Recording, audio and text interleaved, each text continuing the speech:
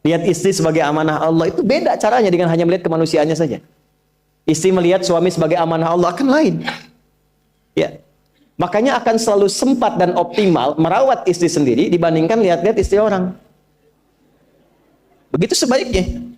Ibu pun tidak harus berharap, kenapa ya suami saya nggak seperti Ustadz? Harapan yang sia-sia. Sudah ada turunan hikmahnya. Nah itu ada latihannya. Latihannya apa? Alladzina yadhkurunallah, zikir. Jadi kalau zikir itu sudah kuat dalam diri kita, ya sudah menghadirkan esensi zikir dalam diri kita, yang dilihat semuanya itu semua anugerah Allah Subhanahu wa taala. Jadi saat dia gembira itu dia bersyukur, dan saat dia sedang mengalami duka dia bersabar. Semua sama sebagai ibadah. Ajaban li amril mu'min. Kalau sudah seperti itu, kata Nabi, perkara hidupnya mengagumkan, gak ada keluhan. Itu latihannya zikir. Nah, zikir ini di Quran diturunkan dalam bentuk yang pokok berupa amalan ritual. Karena itulah semua bentuk amalan ritual disebut dengan zikir. Jadi kalau kita ingin hadirkan sifat tadi, maka cara pertama tingkatkan ibadah ritual. Salat. Apalagi? Al-Quran. Saya ambil dua dulu lah, supaya nggak banyak-banyak dulu. Yang pokok salat yang kita lakukan tiap hari. Tinggal kuantitas dan kualitas kita tingkatkan. Maaf, lihat sini baik-baik. Salat itu di Al-Quran disebut dengan zikir. Dalilnya Quran surah ke-20 ayat ke-14.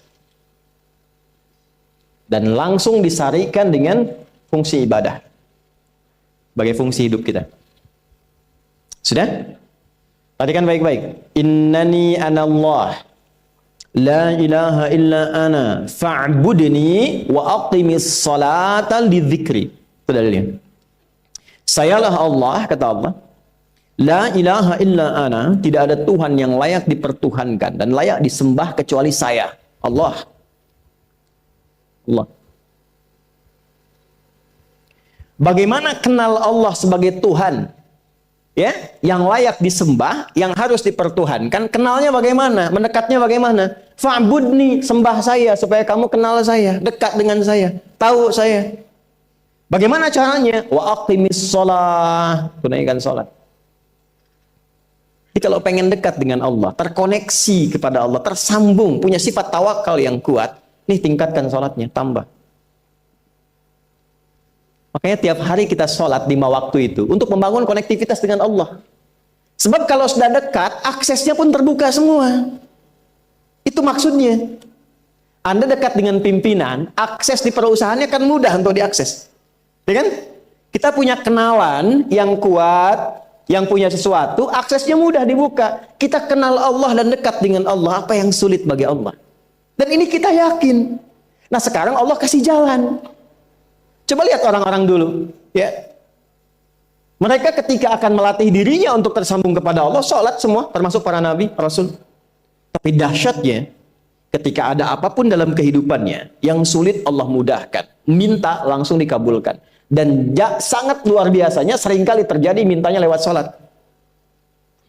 Nabi Zakaria itu kan dihukumi istrinya oleh medis itu menopause dan mandul. Maaf, nggak mungkin punya keturunan. Kapan mintanya? Dalam sholat. Mohon sama Allah. Dan itu dikabulkan. Dan diabadikan di Quran dengan surah yang sama, Ali Imran ayat 38 sampai 39. Hunalika da'a Zakaria rabbah qala rabbi habli min ladunka dzurriyyatan thayyibah innaka sami'ud du'a. Ya Allah, mereka mengatakan aku nggak mungkin punya keturunan. Mereka mengatakan istriku punya keterbatasan. Maka aku memohon kepadamu yang tidak punya batas dalam pemberian. Engkau yang maha mendengar. Kalau kepada yang maha mendengar doa saya tidak dikabulkan, mohon tunjukkan kepadaku lewat sholat ini ya Allah, dengan cara apa lagi dan kepada siapa aku mesti memohon. Itu nggak nunggu lama, permohonan selesai turun jawaban ayat 39-nya. Fanadathul malaikatu wa huwa qa'imun yusalli fil mihrab. Turun malaikat mengabarkan engkau dapat kabar gembira akan punya anak, langsung namanya dikasih Allah Yahya. Annallaha yubasyiruka bi Yahya. Artinya hidup yang mustahil menurut manusia, lahir dari rahim seorang perempuan, maaf, yang divonis monofos dan mandul, bayi yang hidup, kata Allah nggak ada yang mustahil, lahir dan terjadi itu. Yahya, John, lahirlah. Kapan terjadinya? Saat sholat. Karena itu saat dipanggil sholat, itu isinya tuh kan doa semua. Silakan ngecek, isinya doa semua. Dari mulai takbir, sujud sampai salam, isinya doa semua. Dan itu konektivitas kita dengan Allah, minta. Kapan itu bisa terkabul dengan cepat doanya? Kapan selesai urusan kita? Kalau koneksinya bagus. Makanya disebutnya zikir, yang terhubung, yang nyambung. Semakin kenal, semakin dekat, semakin mudah. Kadang belum minta, sudah diberi. Ada yang orang belum berucap, Allah sudah berikan. Sehingga ketika menghadapi masalah yang sama, ringan. Bukan nggak punya masalah. Akan dihadapi, diringankan oleh Allah. Masalah yang sama, ini sampai ribut, adu argumentasi. Orang ini cuma senyum, selesai. Betapa banyak masalah kecil diargumentasikan jadi besar. Akhirnya problem. Tapi tidak sedikit masalah besar dihempaskan di atas sajadah. Ketika koneksinya dengan Allah itu kuat, tiba-tiba hilang seketika. Selesai. Makanya Nabi Yakub kalau punya masalah, yang beliau lakukan apa? Dia bentangkan sajadahnya, dia sholat, dia mohon kepada Allah. Itu dilestarikan di Quran surah ke-12 Yusuf ayat ke-86. Aku tuh kalau sedang punya masalah apapun, ya aku bangun konektivitas dengan Allah. Innama ashku bathi wa huzni ila Allah. Saya curhatnya cuma sama Allah. Ini Pak, ini bagian pertama. Nah, jadi kalau ingin semakin kuat, sampai ada masalah diringankan, mau kerja dibukakan pintunya, itu ada jenisnya.